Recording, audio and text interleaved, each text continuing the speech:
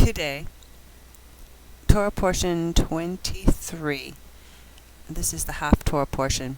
It will be 2 Kings 11:17 to 12:17, or Malachim Bet 11:17 to 12:17.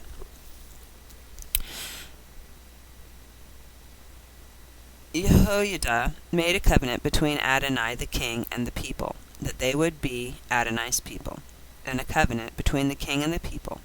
Then all the people of the land went to the house of Baal and broke it down, and they completely smashed its altar and images and killed Mattah, the priest of Baal, in front of the altars. Next the Kohen appointed officers over the house of Adonai. He took the captains of hundreds, the Kiri, the guards, and all the people of the land, and they brought the king down from the house of Adonai, going by the way of the gate of the guards to the royal palace.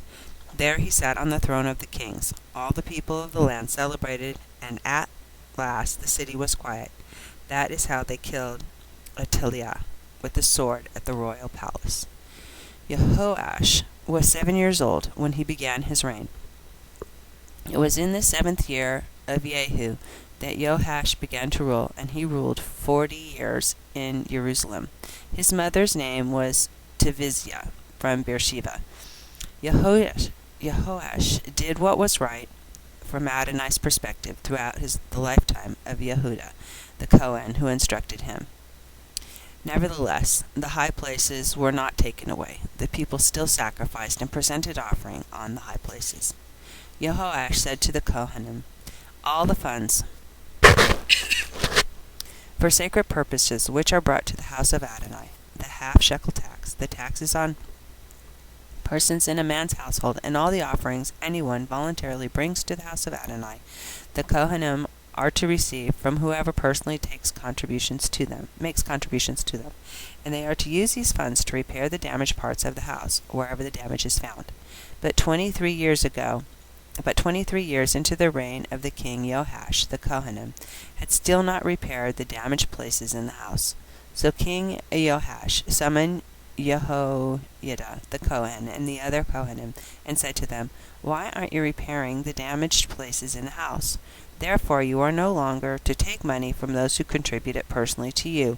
You must hand it over to be used for repairing the damage in the house. The Kohanim agreed not to receive money from the people, and they would no longer be responsible for repairing the damage to the house.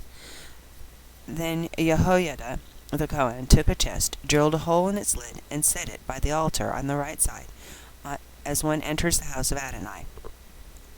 And the Kohanim in charge of the entry put in it all the money brought into the house of Adonai.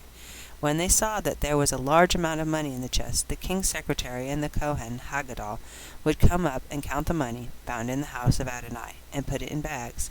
Then they would give it the weighed-out money to those supervising the work of the house of Adonai, who would use it to pay the carpenters and the construction workers doing the work on the house of Adonai, on masons, stone workers, timber, worked stone, and everything else needed for repairing the damaged places in the house of Adonai.